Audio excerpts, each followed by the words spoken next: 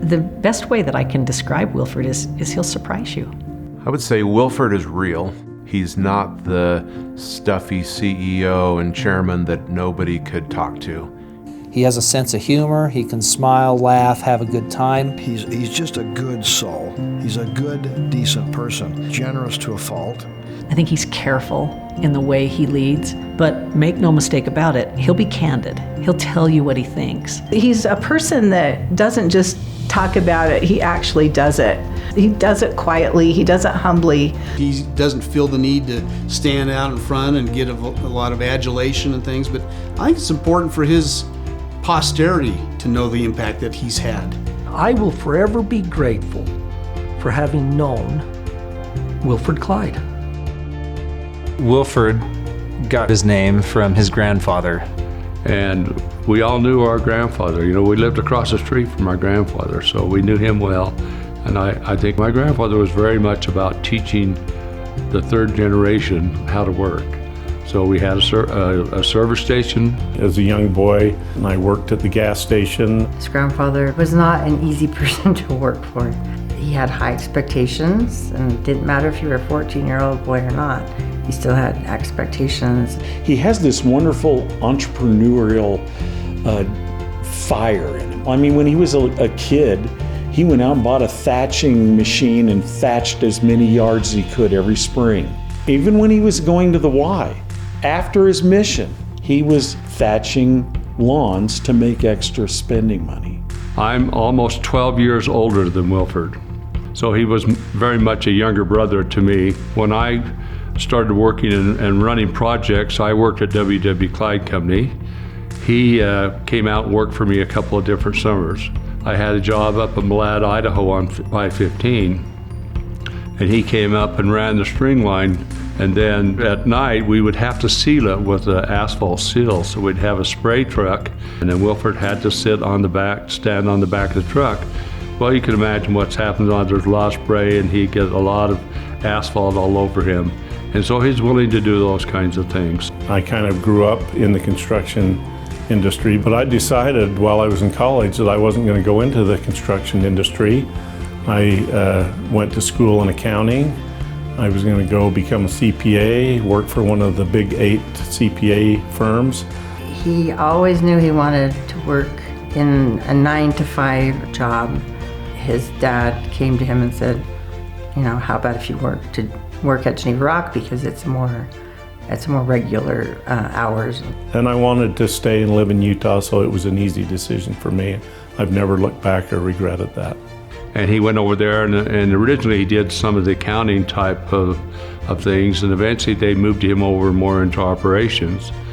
And then when he was 32 years old, the guy that was the general manager and the vice president and running Geneva Rock basically had a heart attack and died. So at 32 years of age, he was put into major responsibility. And as a young man, he was making the biggest business decision they had ever made in the company, purchasing the company I worked for. It was a huge move on their part to go and purchase Ideal Concrete Corporation. He made some bold decisions.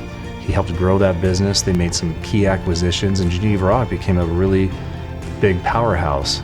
And then he just grew from there, and eventually he became the president of Geneva Rock Products, and Geneva Rock had a tremendous amount of success over that period of time. Him getting that job so young, he understood that he did not know everything, and he listens, and that's one of his best attributes. Wilford has built, with the help of family, friends, and employees, a huge and successful business.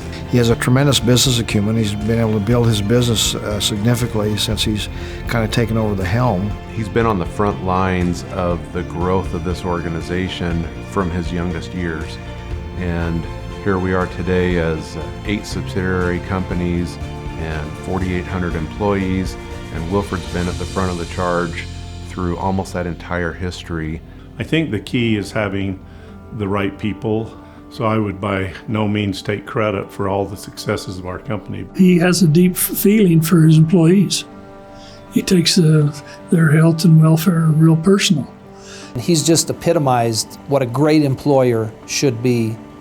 He treats people fairly because those are his values. A lot of people would say Wilford is loyal to a fault. The way I look at it is a lot of those people live around me and live in the community with me, and I want them to have a good life for their family too. Wilford has been the face of this company for decades now, and he loves serving the community. But look at the remarkable leadership he has had for years. His presence is felt in business, in politics, in education. I mean, just everything that he does, he's a major force for good and for change and improvement. The service that he renders benefits the people that he cares about. That's something we all ought to take a page out of Wilford Clyde's book and say, what can we do? He stands out, and his excellence in every aspect of his life is recognizable. When I think of the contributions of Wilford Clyde, I think of higher education. Wilford has helped oversee the state's system of higher education, and he cares deeply about people getting the degrees they need to prosper and help our economy grow. His influence will be felt for a long, long time in elevating women and being champions for women. He told me about how important it is he is a father of all daughters, that they have the same opportunities as the boys do out there. But I think it's deeper than that. I think Wilford sees the value of gender diversity and the value of women in leadership. So he's been heavily involved with the Salt Lake Chamber, with the AGC, Associated General Contractors, and other industry associations. He was the mayor of Springville for 2 terms. You know, that's what makes good communities, is when people get involved and make things happen. And he just wants to make our world a better place, and he certainly is making our state a better place.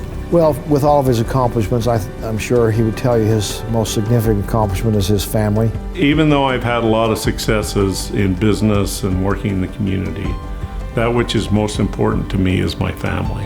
I just want my wife, Natalie, to know that I couldn't be successful without her. Congratulations, Wilf. We think you've done a marvelous job, and we're so proud of you. Wilford, I just want to express my deepest and sincere thanks for helping me become what I am today, not just in business, but also in my personal life. You've worked hard, you've done a great job here, and I think it's a well-deserved retirement. You have every reason to be proud of what you've done. And way back when you said, I want this job so I can give people really good opportunities to work and to provide for their families, you've done that. Wilford, I do not see you riding into the sunset quietly, but I hope you have a wonderful retirement, my friend. Congratulations, Wilford.